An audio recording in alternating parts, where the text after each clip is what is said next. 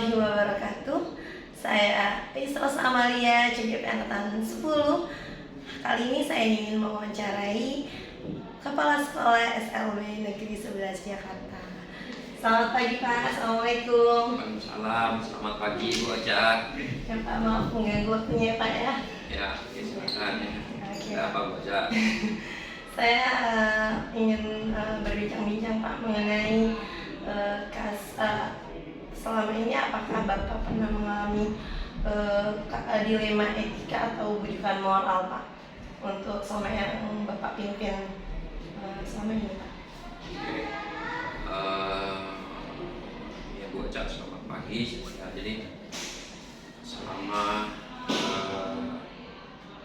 kegiatan sekolah, kalau soal dilema etika, etika profesi ya, tentu sering terjadi, di mana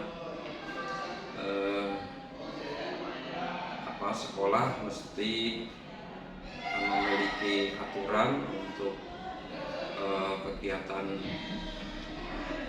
khususnya untuk gurunya ya, untuk pegawai itu, dan juga yang dimaksud nanti dilema etika ini secara spesifik apa? Misalkan gini Pak, putusan apa yang Bapak pilih itu dua-duanya sebenarnya benar gitu, hanya Bapak akan memilih yang paling benar. Apakah pernah Bapak mengalami istilahnya mengalami situasi seperti itu, dan bagaimana cara mengidentifikasinya gitu Pak? Ya. Jadi tadi ya, sekolah atau tupoksi seorang guru umpamanya, dia adalah ngajar kan gitu, kelas gitu. Tapi ada aktivitas lain juga yang menuntut untuk peningkatan kompetensi. Nah ini tentu seorang guru yang memiliki atau dapat undangan atau dapat kesempatan untuk kegiatan di luar pembelajaran, contohnya mungkin ada kegiatan CGP atau kegiatan PPG atau kegiatan yang lain. Nah ini kan secara tupoksi guru kan mestinya ngajar gitu ya, sama-sama ini melaksanakan tugas, tapi di sisi lain dia harus mengerjakan juga tugas yang pada waktu yang bersamaan, nah, gitu ya. Nah ini bagaimana gitu tuh, siapa yang nanganin anaknya gitu tuh. Nah ini tentu ini menjadi situasi yang dilema ya. Nah, makanya kemudian kita diskusikan, kemudian kita cari prioritasnya gitu. Ketika memang ada kesempatannya itu tidak bisa dilakukan, diganti oleh pihak lain ya, maka seorang guru harus jalanin itu ya gitu ya. Sama PPG tiba-tiba jadwalnya bentrok pagi harus mengajar gitu. Nah itu Pak Tri mengizinkan memberikan memberikan kebijakan untuk jalanin yang PPG-nya gitu. Untuk sementara kelas yang ditinggalkan nanti kita tangani melalui cara-cara yang ada di sekolah. Oke, baik Pak. Berarti ketika pengambilan keputusan itu, apakah Bapak punya trik-trik atau langkah-langkah tersendiri untuk itu Pak? Atau harus bagaimana gitu? Oke, ya. Jadi kalau kalau kita kan di sekolah ini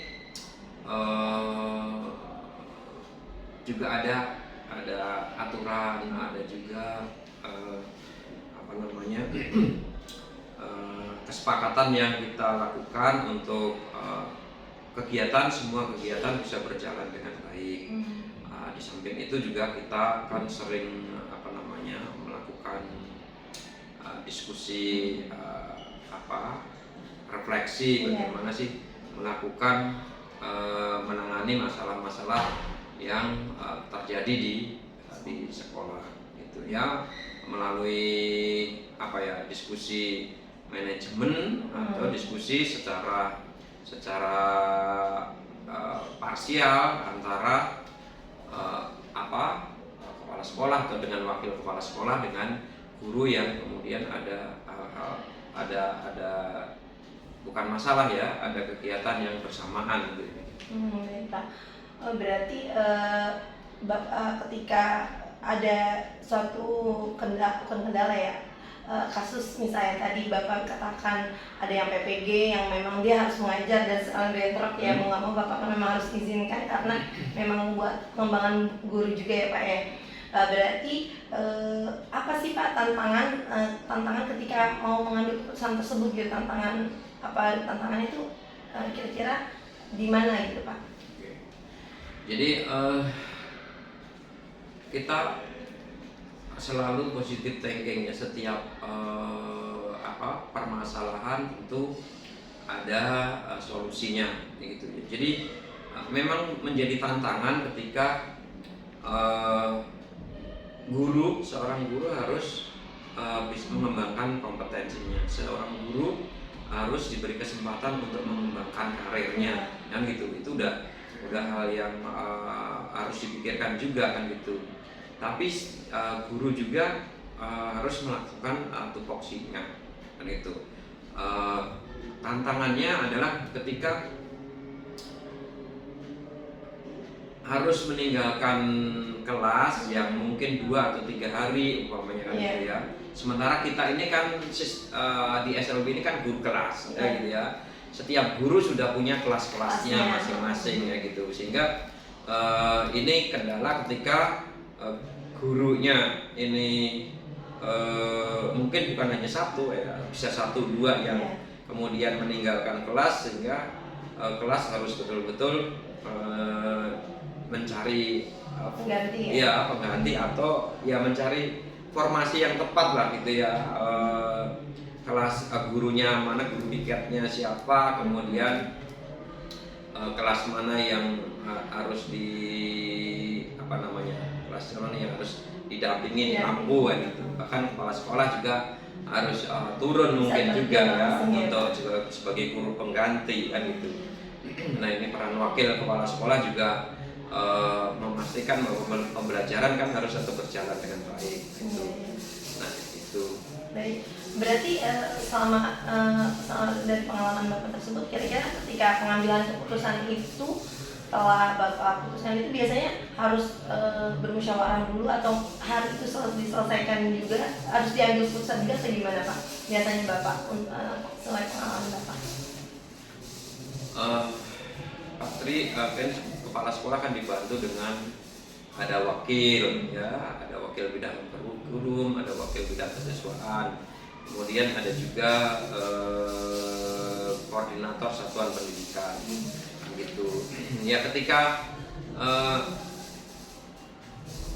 kegiatan itu jauh-jauh hari sudah kita dapat informasi, kita diskusikan bagaimana strategi untuk penanganannya atau strategi untuk mencari solusinya, didiskusikan. Tapi ketika itu yang sifatnya segera, pokoknya kan gitu tuh ya kita ambil langkah tercepat tetap sesuai dengan ya prosedur ya gitu. Kita ini kan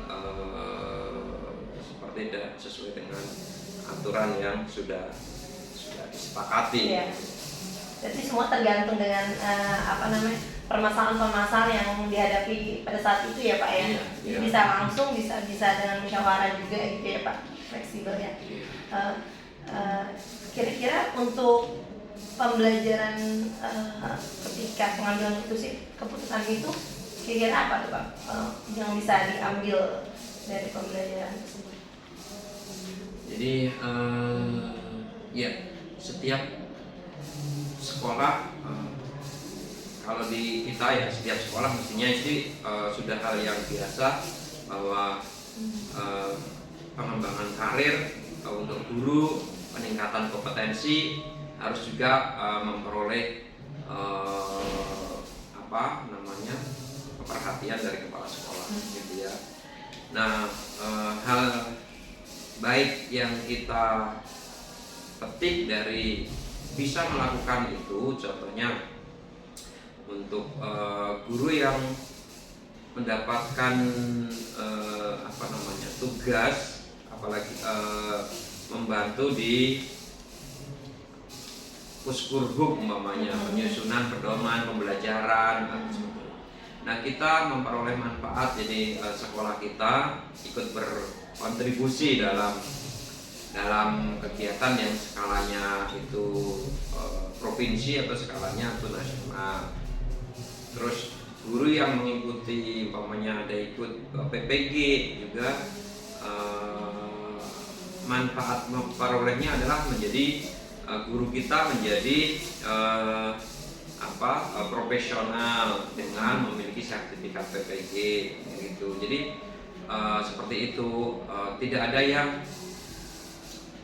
yang rugi dari kegiatan-kegiatan seperti yang dilakukan oleh guru-guru kita yang mengikuti kegiatan di luar. Contohnya lagi umpamanya dilema itu kan ada kegiatan sosialisasi penanggulangan bullying umpamanya gitu ya, itu yang diselenggarakan oleh dinas atau diselenggarakan oleh, nah kita kan dapat undangan itu sebuah kehormatan gitu, maka kita juga menugaskan guru supaya mengikuti kegiatan itu. Nah, hal positif yang kita terima manfaatnya itu yaitu kemudian ada guru yang dapat sosialisasi, kemudian bisa share dengan sekolah bagaimana sih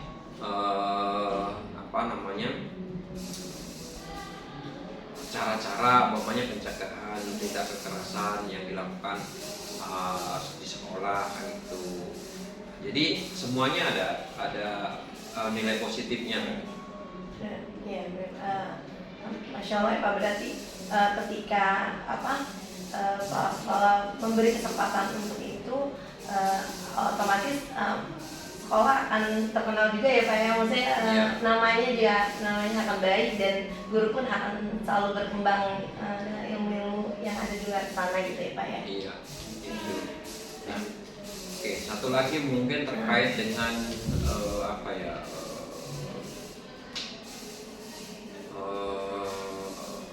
kasus kayak kemarin itu. Contohnya umpamanya PPDB, ada kasat busuk ya gitu yang sebelumnya minta dimasukkan. Oh iya. Kayak gitu ya. Gitu tuh ada yang nah itu menjadi tantangan berat ya. Dimana kita kalau bisa sih memang melayani siswa semuanya dengan sebaik-baiknya tanpa harus ada ini itu ya gitu. Karena kita sekolah ini didirikan untuk melayani anak-anak kita. Tapi memang hal terkait dengan keterbatasan yang dimiliki oleh sekolah, kita mengikuti sesuai aturan dan tidak memberi peluang untuk adanya hal-hal yang tidak baik dan terpuji, yang melanggar gitu ya Pak ya.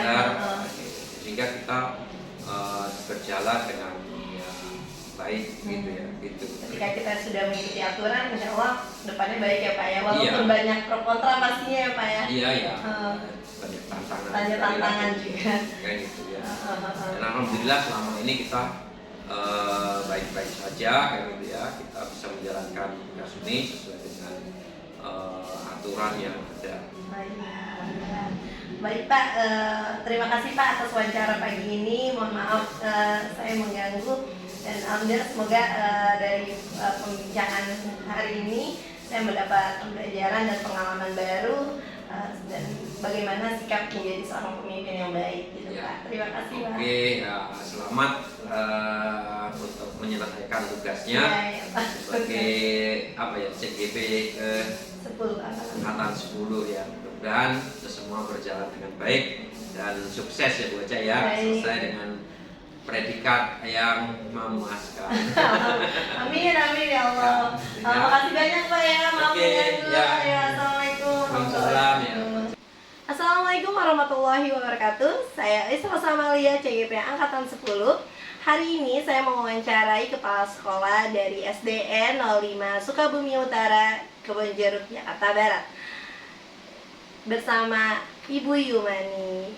Ya. Assalamualaikum Ibu. Waalaikumsalam warahmatullahi wabarakatuh. Gimana Ibu kabarnya, baik? Alhamdulillah baik. Alhamdulillah. Alhamdulillah. Ibu, saya ada tugas wawancara, tugas guru penggerak, jadi izin untuk mewawancarai Ibu ya. Oh ya, silakan. Oke. Mohon izin, saya ingin bertanya, Ibu sebagai kepala sekolah, kira-kira bagaimana sih Ibu untuk mengidentifikasi kasus-kasus yang terjadi di sekolah selama Ibu memimpin sekolah ini, untuk mengidentifikasi dilema etika atau rujukan moral yang Ibu pernah alami? Oke. Ya baik, Bu Ais. Memang di setiap sekolah yang saya rasakan itu memang sama banyaklah kasus-kasus yang kita miliki. Namun sebelumnya saya identifikasi untuk di sekolah tahun ini di SDN Sukabumi Utara 05 itu punya kasus pagar sekolah itu miring ke jalan. Maka masyarakat di situ resah. Sedangkan kita kalau bongkar pagarnya, maka taman-taman kita akan rusak. Sehingga kami ya mengidentifikasi itu. Bagaimana Ibu ketika menjalankan pengambilan keputusan tersebut, terutama untuk kasus-kasus yang Ibu bilang tadi Iya. gitu, bagaimana cara Ibu untuk istilahnya mempertimbangkan yang sama-sama benar gitu atau mengandung nilai-nilai kebajikan? Ya, memang betul. Di samping kita kebutuhan masyarakat juga harus kita penuhi, kebutuhan sekolah juga kita harus pertahankan gitu. Sehingga kami mengambil keputusannya dengan adakan musyawarah dengan Bapak RT setempat, dengan guru-guru, sama-sama masyarakat ya Bu ya? Iya, dengan masyarakat, sehingga nanti bagaimana keputusan selanjutnya. Gitu. Terus langkah-langkahnya atau prosedur apa sih yang biasa Ibu lakukan ketika pengambilan keputusan itu? Ya prosedurnya yang pertama ya kita Tadi selain RT tadi kan Ibu selain RT. kita informasikan dulu kepada Pak RT-nya, kemudian kepada guru-guru kita gitu ya, dan juga penjaga sekolah itu sangat penting juga, karena selalu penjaga sekolah yang melihat keadaan sekelilingnya atau keamanan juga, satpam juga kita ajak di situ. Komite juga mungkin Komite diajak ya? pasti ada, komite beberapa, nggak semua ya. Jadi kita ajak untuk musyawarah ya, musyawarah diskusi ya. di dalamnya. Oke, baik. Kira-kira apa saja selama ini yang Ibu rasakan efektif dalam mengambil keputusan? Kasus-kasus apa kira-kira? Yang sangat efektif ya itu kita dengan musyawarah tadi, bergotong royong, kolaborasi ya Bu ya?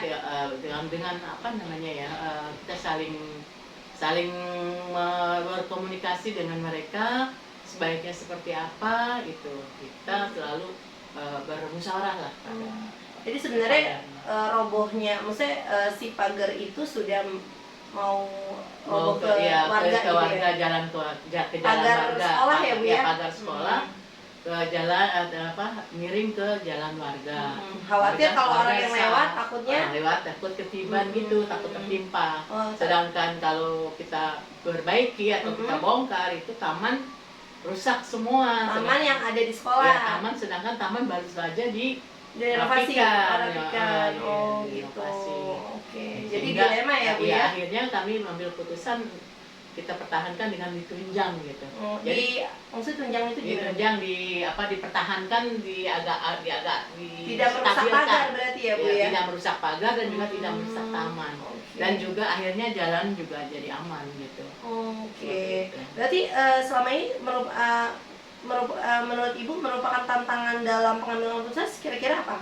Tantangan dalam Mengambil keputusan ini saya ada beberapa dari antara komite, antara guru juga masyarakat di situ, ada juga pro dan kontra pastinya ya. Ya pro dan kontra pastinya. Nah, namun kita ambil suara yang terbanyak lah untuk mengambil keputusan itu.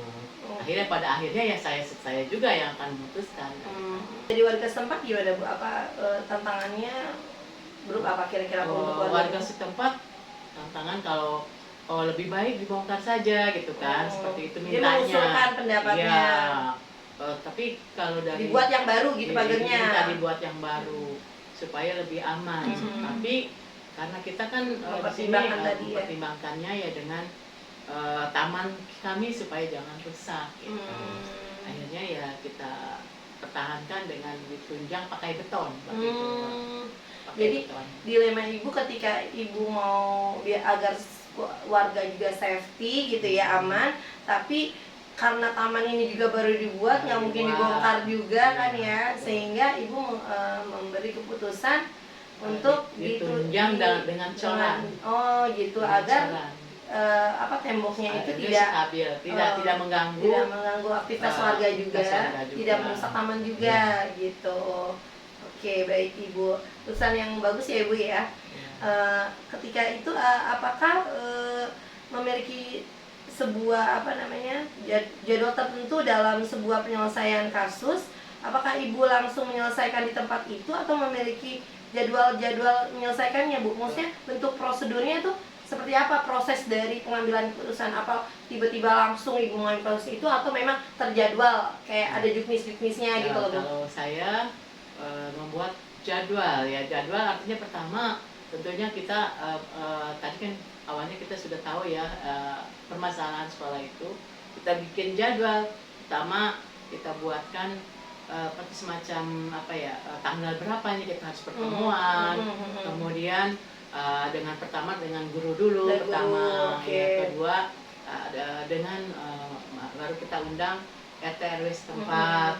Ya, setelah itu nanti baru kita dengan bersama guru dan stakeholder dan pengawas juga kami ajak. Oh, pengawas juga berarti istilahnya mendukung ya, dalam arti dilibatkan ya, supaya diketahui gitu. Jadi kita terjadwal.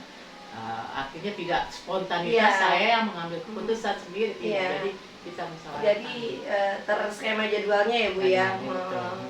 Jadi ada pengawas juga. Untuk warga kooperatif berarti ya Bu ya? Kooperatif, ya. Tidak langsung misalnya harus hari ini juga nggak gitu ya? Oh iya, tidak. Kan lihat biaya juga. Dari kasus Ibu yang Ibu tadi sudah sampaikan, ada nggak sih menurut Ibu gitu faktor-faktor yang mempermudah dalam mengambil keputusan ini, atau apa yang mendukung Ibu untuk bisa mengambil keputusan yang Ibu ambil pada saat itu? Iya, tentunya tadi kan saya sudah katakan bahwa kita dengan adanya musyawarah bersama sehingga terjalin kerjasama yang baik, sehingga dengan demikian maka insya Allah lancar gitu. Kita ada berarti antara warga, stakeholder dari sekolah juga, dinas, kita adakan musyawarah. Pembelajaran yang Ibu dapat ketika pengalaman yang Ibu ambil ini menjadi suatu pembelajaran. Ya, dari setiap kasus demi kasus yang kami sudah jalankan itu menjadikan pembelajaran buat saya untuk pengalaman seterusnya, agar dengan adanya musyawarah maka segala permasalahan teratasi, kasus-kasus juga teratasi. Yang penting kita komunikasi, baik itu dengan warga masyarakat, kan kita tidak terlepas dari masyarakat kan ya, kemudian dengan intern warga sekolah dan stakeholder kita di atas, itu pasti jadi pengalaman kita selalu untuk mengatasi segala permasalahan. Jadi kolaborasi itu memang sangat penting ya Ibu ya. Pastinya. Oke. Dan alhamdulillah di lingkungan juga kooperatif sehingga untuk kita bisa mendukung majunya sekolah. Untuk Ibu mengambil keputusan juga insya Allah mudah gitu ya Bu ya. Iya. Walaupun nggak semudah yang dibayangkan gitu ya Bu ya. Iya. Pasti ada. Oke. Baik Ibu, terima kasih atas wawancara hari ini.